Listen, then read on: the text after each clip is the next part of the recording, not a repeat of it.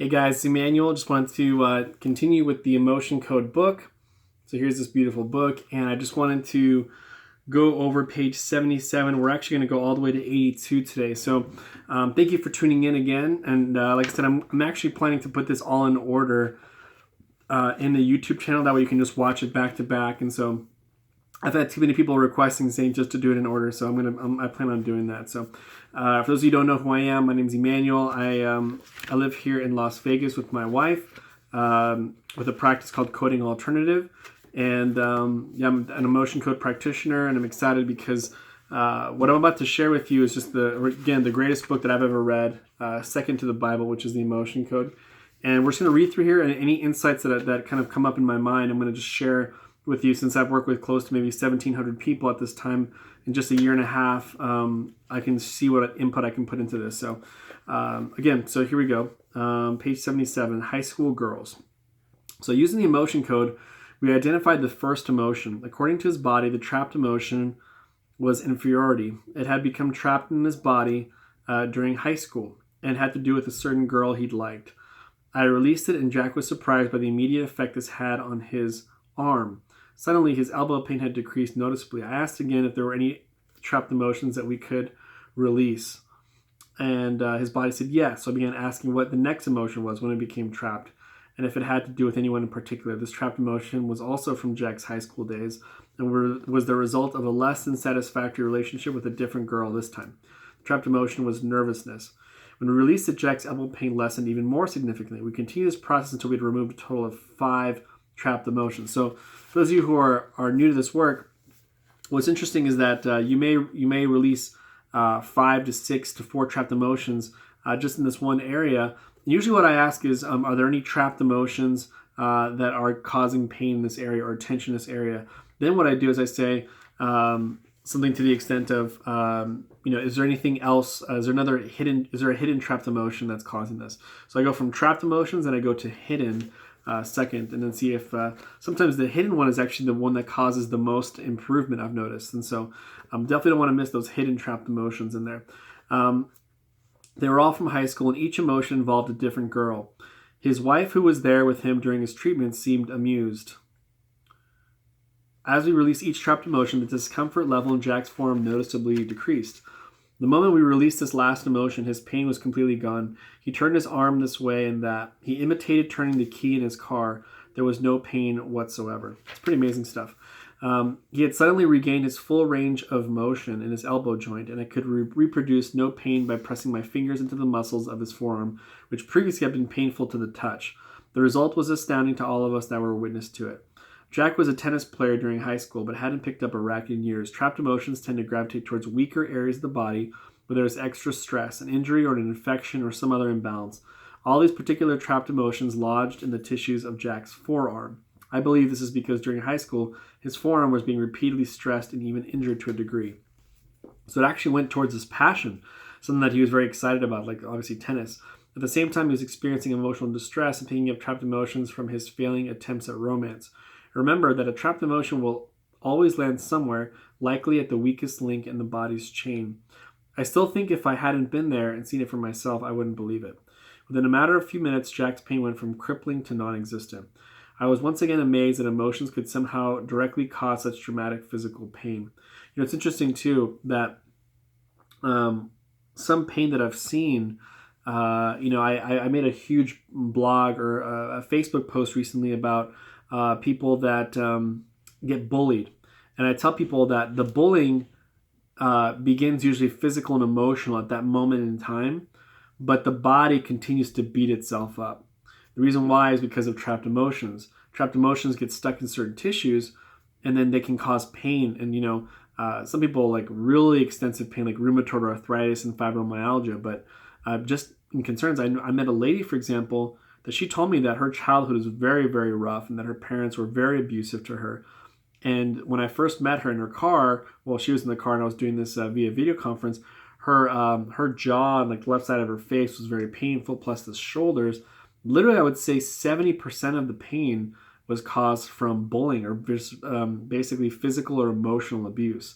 And all of a sudden now it's getting to her. And it's interesting that the body is now showing these symptoms and she just doesn't no doctor, no one can figure out what's going on. And so I tell people that sometimes it's not the ram. If everyone could actually, I remember this book that I read that it's something to the extent of, if you were to see the ramifications of all the decisions you made, we would have actually skipped over them, or we wouldn't have done them, because we would have seen like, wow, because I was very abusive to this girl or mean to this girl, this is what she did, and she did this and did this, and she gained this trapped emotion, this Harwell, and then she met this person, then she got more abused again, then she had a broadcast message. Now we probably wouldn't want to know the consequence of what we actually do every day, and how it could either empower someone or we can cripple someone. So the emotion code has made me way more aware of, number one, is be easy to forgive people, because the reality is that they probably have trapped emotions, they have heart walls.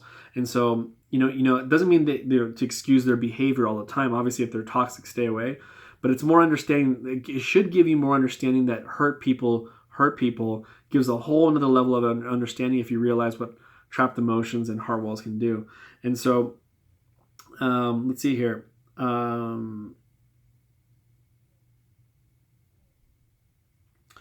I was once again amazed that emotions could somehow directly cause such dramatic physical pain. Nevertheless, I had just seen it with my own eyes. As I continued to use the emotion code on my patients, I was amazed by how many conditions were actually being caused in whole or in part by trapped emotions, and by how destructive they were to my patient's health. Powerful healing occurs when trapped emotions are finally released. Who knows how much pain, unhappiness, and chronic illness can be completely avoided by eliminating trapped emotions.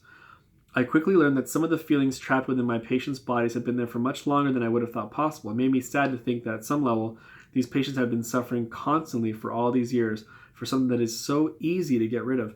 And I met with a client today, and it's a very similar thing. She was, when she found out about these sort of like will to die energies, or she found out about these different energies that you can stay in your body, she's like, wow, I've been living with that this whole time. And it's kind of like adds more fire to the flame, adds more fuel to the flame, because she always just thought it was like, for example, there's some external energies that are found in the body code, things that are outside, the entities, or just other things that can cause you to have depression and suicidal thoughts, and it's just interesting to know that she's like, wow, I had no control over that. And I said, well, technically, you acquiring more trapped emotions and lowering your frequency attracted this type of thing. So you had somewhat of a control of it. I mean, you had control of how to act in a certain situation, but because you got reactive and you get a trapped emotion, then it attracted something even worse. And that's kind of how it is. It's kind of like the snowball effect. That's why they say, when it rains, it pours. But it also goes positive side too. Like sometimes, good things can multiply, and so it's really like the power goes beyond with the emotion code, is that to be less reactive is king. And that's what trapped emotions do, is that the more trapped emotions you have, the more reactive you are. The less the trapped emotions you are, the less reactive you are, the less probability that you're probably going to attract new trapped emotions because you're less reactive. And so the good does get better. And so so the next part, I quickly learned that some of the feelings trapped within my patient's bodies have been there for much. Okay, so I already read that. Phobias. A phobia is defined as an irrational, persistent fear of certain activities, persons, objects, or situations. I have found that trapped emotions are a significant cause of phobias, perhaps the only cause.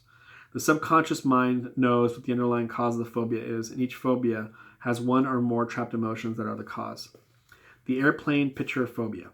It is possible to have a phobia about literally anything. For example, I once treated a woman who had rather odd phobias. She could not look upon a picture of an aircraft in a magazine or see one on television without having a severe panic attack.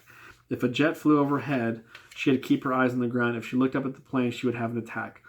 I asked her subconscious mind through muscle testing if there was a trapped emotion that was causing her phobia. The answer was yes. Through further testing, I was able to determine what had happened. A number of years earlier, she had been reading a magazine article about the crash of a passenger jet. The article was accompanied by a photograph of the jet taken just before impact. As she read this article, she was overcome with emotion. She identified strongly with the terrified passengers, and a trapped emotion was created. I released the emotion, and the phobia was instantly gone. She was able to look at airplanes both in photographs and the sky immediately without any trouble, and her phobia did not return. Night terrors. In another case, a 42-year-old patient named Carol had suffered from night terrors. I'm very familiar with night terrors because I work with clients, PTSD veterans, at no cost. That's our way of giving back at Coding Alternative. And we don't, a lot of them have these night terrors. Her screams of terror would awaken her husband and children at least 3 nights every week. Wow. Night terrors differ from nightmares in that they don't seem to be caused by a specific dream. Instead, a specific and very frightening emotion is felt while the victim is asleep.